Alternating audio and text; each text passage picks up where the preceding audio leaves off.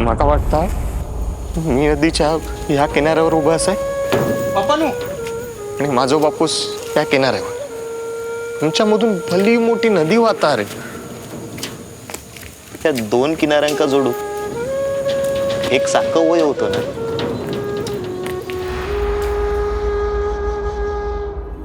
हाय, दिस is सुकृत देव आणि तुम्ही बघताय इट्स मज्जा मराठी.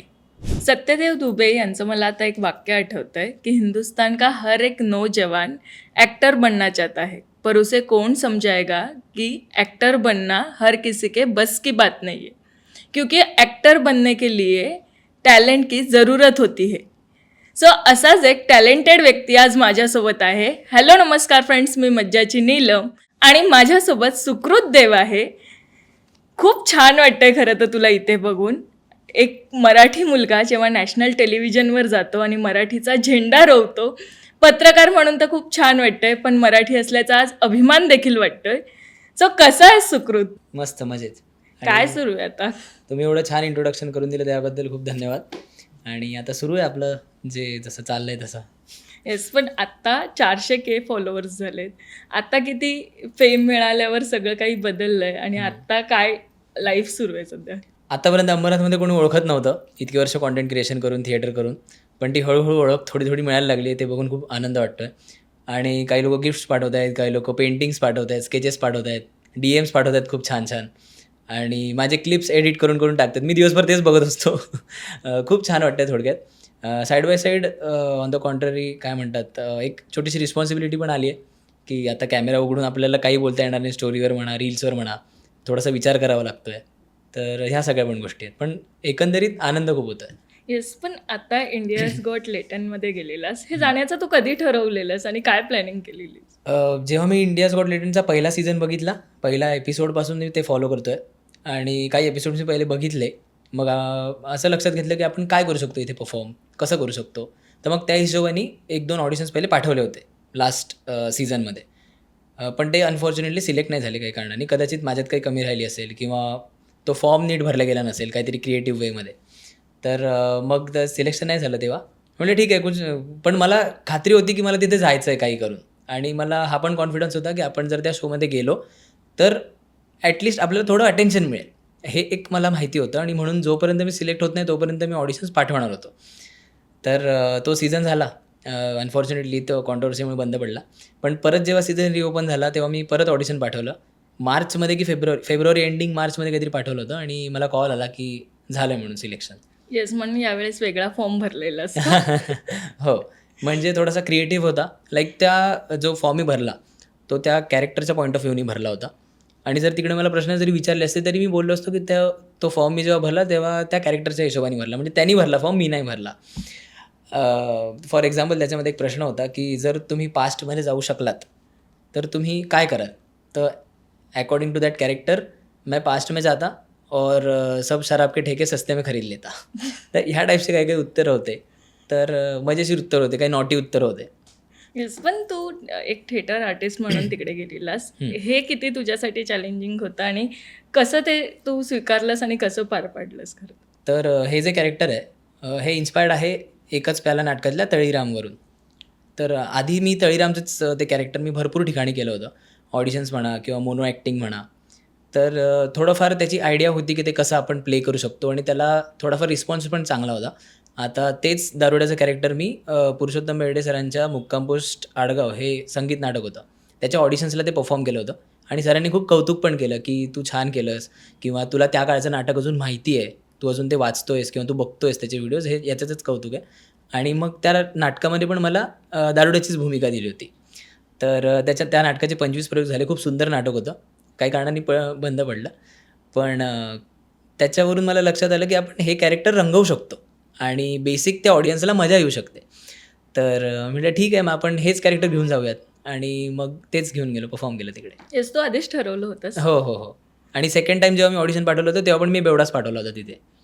पण इतकं टॅलेंट असताना स्वतःला 10 का नाही स्कोर केलास तू? ॲक्च्युली कसं होतं माहिती आहे का, की मी बऱ्याच फॅक्टर्सला विचार करून 8 मार्क दिले होते. कारण की मी शायरी याच्या आधी कधी परफॉर्म नव्हती केली. एकदा कॉलेजमध्ये केली होती तेव्हा ती पडली होती. तर मग मी म्हटलं जर कधी फंबल पडला किंवा जर मी विसरलो किंवा काही मिसहॅपनिंग झाली तिथे तर ऑब्व्हियसली लोक कमी कमी देतील, सगळे जजेस कमी कमी देतील. तर म्हणून मी स्वतःला 8 दिले होते. की पण सगळ्यांना ते इतकं आवडलं, इतकं कौतुक झालं. हां. आलिया भट्टने तुझी स्टोरी टाकली हो. आणि सांगितलं की तू किती टॅलेंटेड आहे. हो. हे तुझ्यासाठी ही मुवमेंट कशी होती खरं? खूप आनंद वाटला मला जेव्हा त्यांची स्टोरी बघितली. मला एक्सपेक्टेड नव्हतं की मॅम स्टोरी वगैरे टाकतील.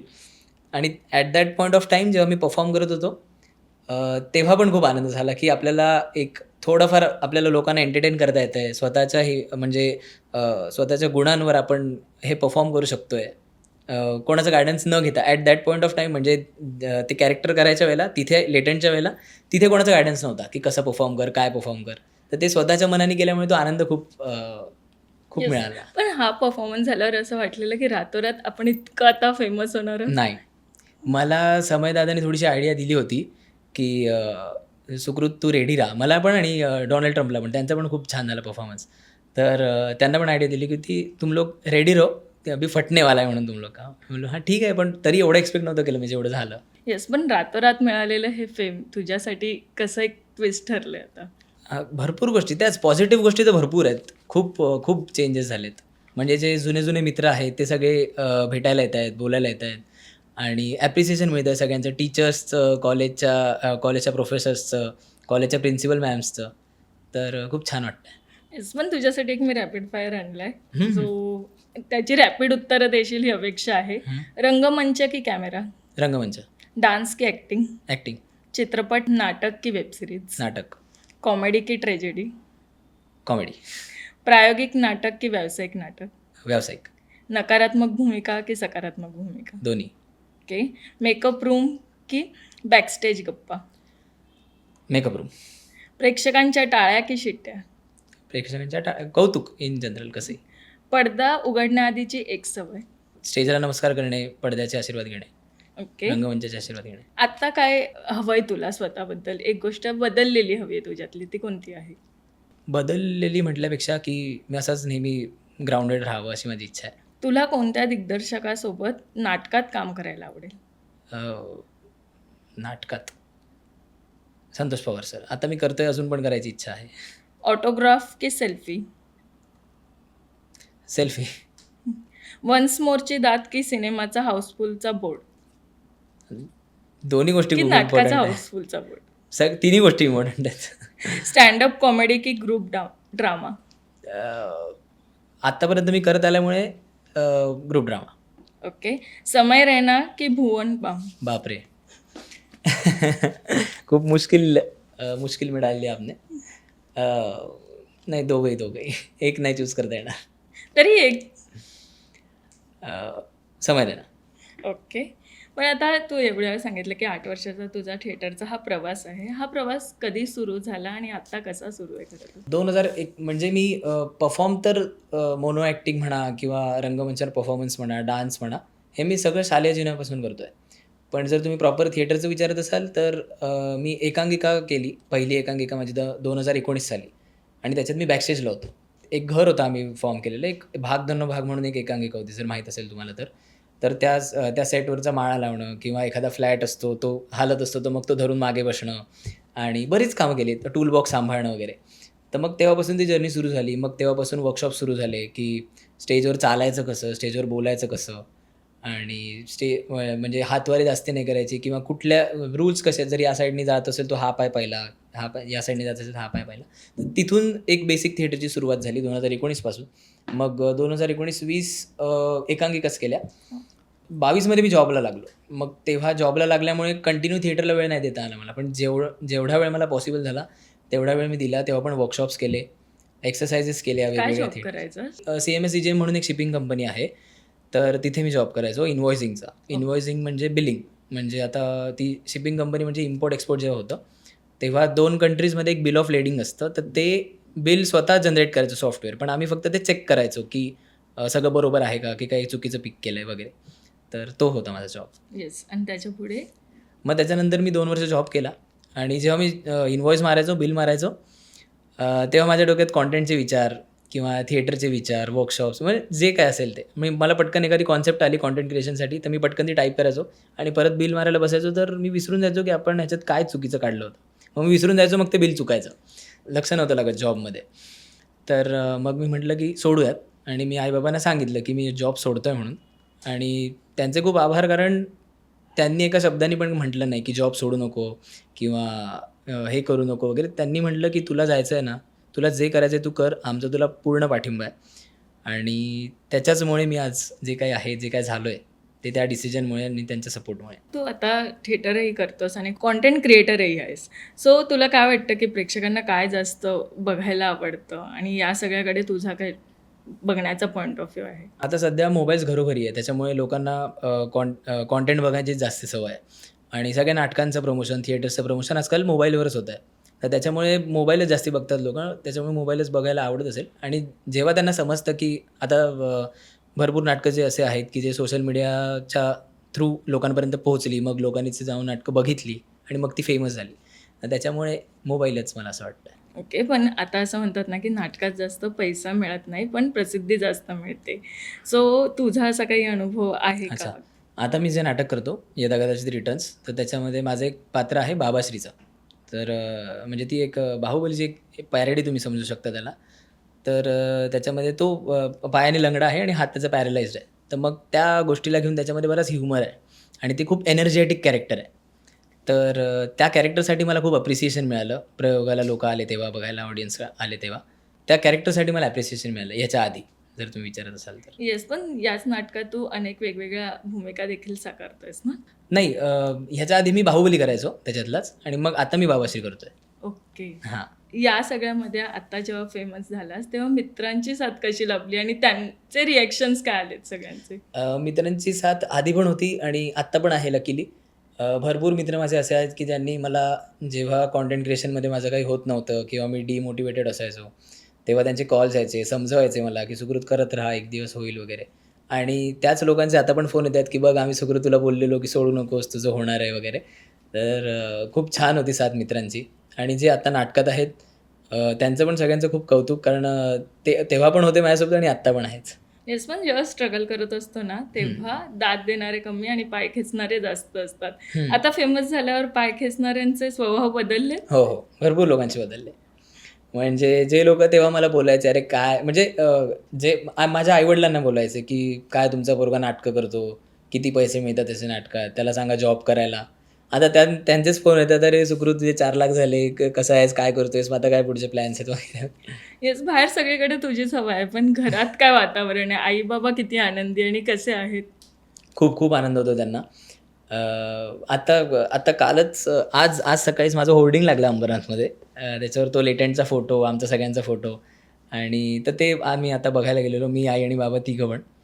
तर खूप छान वाटतं आई-बाबांना. आई-बाबा सगळ्यांना फोन करून करून सांगतायत की "अरे हा एपिसोड बघ, नाही बघितलास का अजून?" वगैरे. खूप आनंद आहे. आई-बाबांसोबत जेव्हा तू एपिसोड पाहिला तेव्हा त्यांचे काय रिएक्शन्स होते तेव्हा? खूप मजा आली त्यांना. त्यांना आवडला एपिसोड. मी आईसोबतच बघितला, कारण बाबा मंदिरात गेले होते, पुजारी आहेत ते. आणि तिचं असं काही नव्हतं की तू ह्या शोमध्ये गेला आहेस किंवा तिथे लँग्वेज अशी काय वापरली जाते. ती मला बोलली होती, "तुला वाटतंय ना त्या शोमध्ये जाऊन तुझं चांगलं होईल, तर बिंदास जा. तुला कोणी काही नाही म्हणणार." मिडल क्लासमधले असल्यावर असं असतं की पैशांची गणितं सगळी बघावी लागतात. बरोबर. कारण की घर चालवणं असेल, प्रत्येक गोष्ट असेल. पण या क्षेत्रात येताना काहीच ठरलेलं नसतं. कधी काम असेल, कधी नसेल. तर कधी असं वाटलं की सोडून द्यावं आणि एक जॉब करावा की ज्याने सगळं सेटल होईल, असं काही वाटलेलं? आत्ता जस्ट लेटेंटचे ऑडिशन्स जस्ट देण्याच्या आधी, म्हणजे घरी थोडं फायनान्शियल क्रायसिस चालू होते. तर मग मी मित्रांना म्हटलेलं, जे माझे जॉबला जायचो ना मी जेव्हा, ते जे मित्र होते त्यांना मी म्हटलेलं की मला काय ॲप्लिकेशनच्या लिंक्स वगैरे असतील जॉबसाठी तर मला पाठवा. मी परत जॉबसाठी अप्लाय करतो आहे. तर त्यातले काही जणं बोलले, "हां ठीक आहे, तुझं बरोबर आहे की ॲक्टिंग करताना तू साईड बाय साईड करू शकतोस." आणि काही जणं म्हणाले, "सुकृत नको करूस, थोडा वेळ अजून दे, थोडा वेळ अजून दे." मी फक्त माझ्यासाठी 2 वर्ष काढली होती मॅम, की आपल्या 2 वर्षात करायचं. आणि मी 2 वर्ष का दिले? कारण की पुढे जाऊन रिग्रेट नसेल, की ॲटलीस्ट त्या टाईमला जर आपण केलं असतं किंवा आपण जर थोडासा वेळ इन्व्हेस्ट केला असता, तर आपलं काहीतरी वेगळं झालं असतं पुढे जाऊन. पण बरं झालं की तो डिसिजन मी घेतला तेव्हा. आणि आता पण मी जॉब सबमिट करायला जेव्हा गेलो, तेव्हा ते झालं नाही ॲप्लिकेशन सबमिट काही कारणांमुळे. आणि त्याच्या दुसऱ्याच दिवशी फोन आला होता की 1-2 दिवसातच की तुझं लेटेंटमध्ये सिलेक्शन झालं आहे. मी म्हटलं आता आपल्याला संधी मिळाली आहे आणि त्या संधीचं आपल्याला सोनं करायचं आहे. मग मी ते सगळं प्लॅन केलं. वा. पण यासोबत तू मालिकामध्ये देखील काम केलंय. तू अशोक मामा या मालिकेत काम करत होता. अशोक मामांसोबतचं काम करणं हे प्रत्येकाचं स्वप्न असतं. त्यांच्यासोबतचं काम करण्याचा अनुभव कसा होता तुझ्या? अनफॉर्च्युनेटली आमचा सीन नव्हता. माझं एक पात्र होतं त्याच्यामध्ये छोटंसंच. ते ॲक्च्युली तो ट्रॅकच सांगितला होता मला, पण मी नाटक करत असल्यामुळे त्यांच्या डेट्स वगैरे काहीतरी ॲडजस्ट न झाल्यामुळे ते कॅन्सल झालं.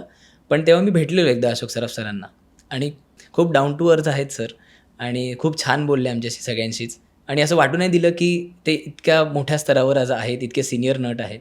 खूप छान वागले आमच्याशी. येस, पण हा स्ट्रगल अजूनही सुरू आहे. मला सांग की आत्ताही कलाकार म्हणून जाताना किंवा मालिकेत काम करताना या कलाकाराला काय फेस करावं लागतं असं वाटतं तुला? काही काही वेळेला कसं होतं की आता समजा एखादा वन डे कॅरेक्टर आहे आणि त्याला जर एक सीन आहे तर त्याचा पटकन सीन जर होणार असेल पण तो शूट होत नाही कारण की त्याला होल्डवर ठेवलं जातं किंवा त्याला रात्रीपर्यंत वाट बघावी लागते एका छोट्याशा सीनसाठी त्याच्यासाठी. आणि मग जर त्या दिवशी पण शूट नाही झालं तर मग परत दुसऱ्या दिवशी त्याला यावं लागतं. तर हे काही काही चॅलेंजेस आहेत जेव्हा तुम्ही स्ट्रगलिंग आहात. पण तेच जर तुम्ही प्रूव्ह केलेलं कोणी एखादा नट आहे तर मग त्याला चांगली ट्रीटमेंट मिळते, बेटर ट्रीटमेंट मिळते. येस, पण मिडल क्लास फॅमिलीत असताना या क्षेत्रात आहे ना हे खूप वेगळं डिसिजन घेतलं जातं किंवा खूप स्ट्रॉंगली हे डिसिजन घ्यावं लागतं.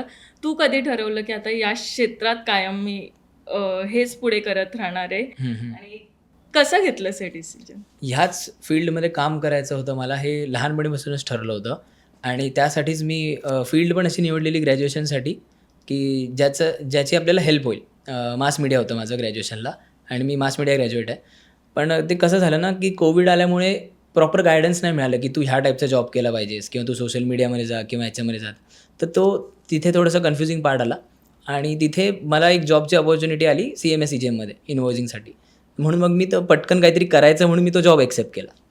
आणि नंतर जेव्हा जॉब सोडला तेव्हा मी एकदम क्लिअर होतो की मला आता जॉब नाही करायचा आहे, मला फक्त ह्या फिल्म लाईनमध्येच माझं करिअर करायचं आहे, म्हणजे ॲक्टिंगमध्ये करिअर करायचं आहे. येस, पण आता पुढे कोणाकोणासोबत काम करण्याची इच्छा आहे?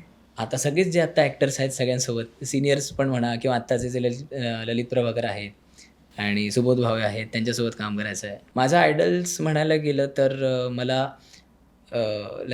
नाना पाटेकर सरांसोबत काम करायचं आहे वगैरे. येस, पण तुझा फेवरेट जॉनर कोणता आहे? असं काय आहे? कॉमेडी. कॉमेडी करायला तुला फार आवडतं? हो. कारण की आत्तापर्यंत मला जे नाटकं मिळाले ते पण कॉमेडीज मिळाले. यदा कदाचित रिटर्न्स झालं, मुक्काम पोस्ट आडगाव झालं. येस, पण आत्ता सुकृत पुढे काय ठरवलंय? पुढच्या काही वर्षांमध्ये काय काय करायचं विचार आहे?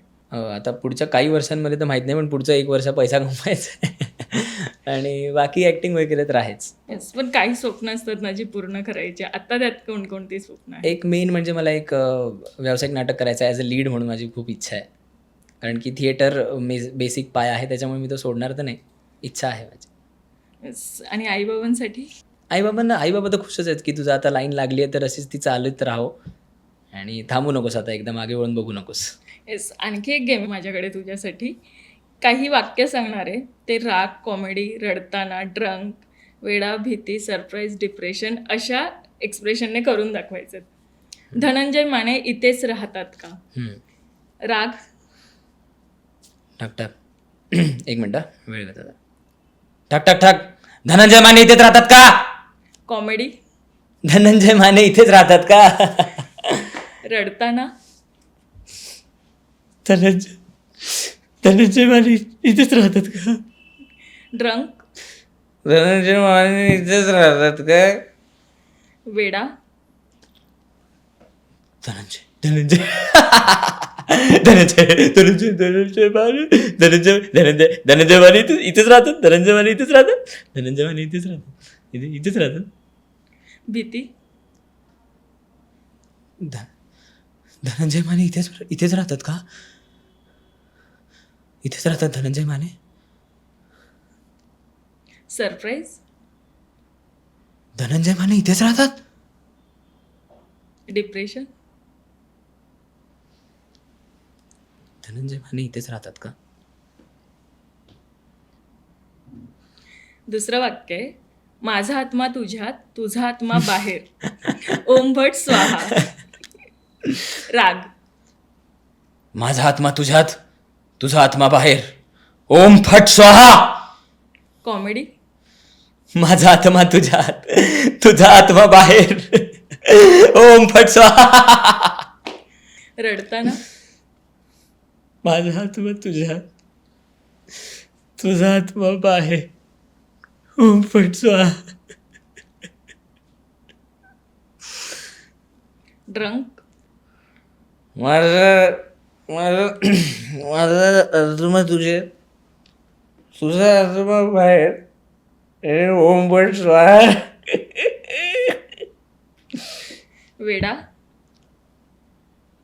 माझा माझा आत्मा तुझ्यात, माझा आत्मा तुझ्यात, तुझा आत्मा बाहेर. ओपट स्वाहा.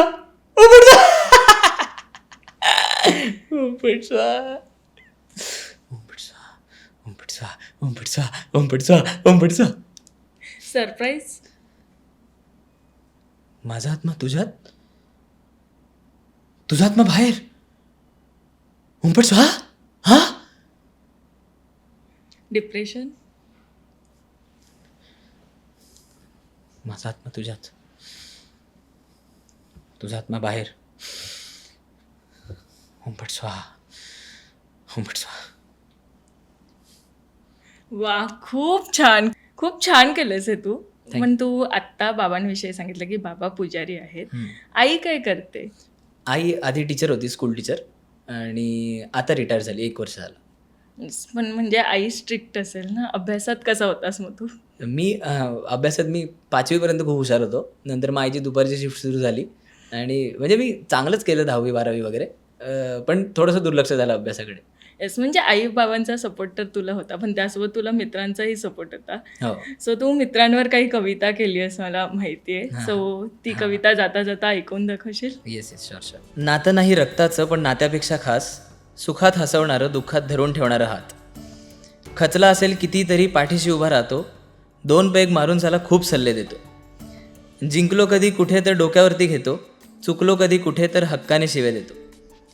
जीवाला जीव द्यायचा असेल तर नंतर कधीतरी दे रे, पण 5 वर्ष झाले मित्रा, घेतलेले पैसे आता तरी परत दे रे.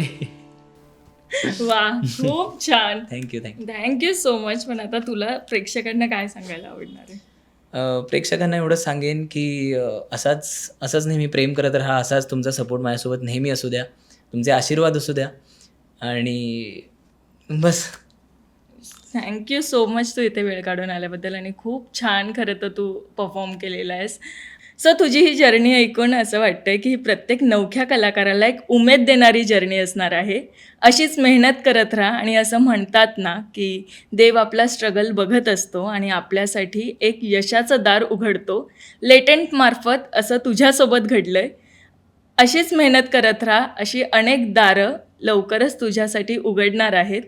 खूप मेहनत कर, कधीच हार नको मानू. आणि थँक्यू सो मच की तू वेळ काढून इथे आलास आणि इट्स मज्जा मराठीला मुलाखत दिलीस. So thank you. तर हा व्हिडिओ तुम्हाला आवडला असेल तर लाईक करा, शेअर करा आणि इट्स मज्जा मराठी या यूट्यूब चॅनलला सबस्क्राईब करायला विसरू नका. मराठी मनोरंजन सृष्टीमधील मालिका, चित्रपट, नाटक तसेच कलाकारांबद्दलच्या नवीन अपडेट्स जाणून घेण्यासाठी नक्की सबस्क्राईब करा इट्स मज्जा मराठी या आपल्या नवीन यूट्यूब चॅनलला.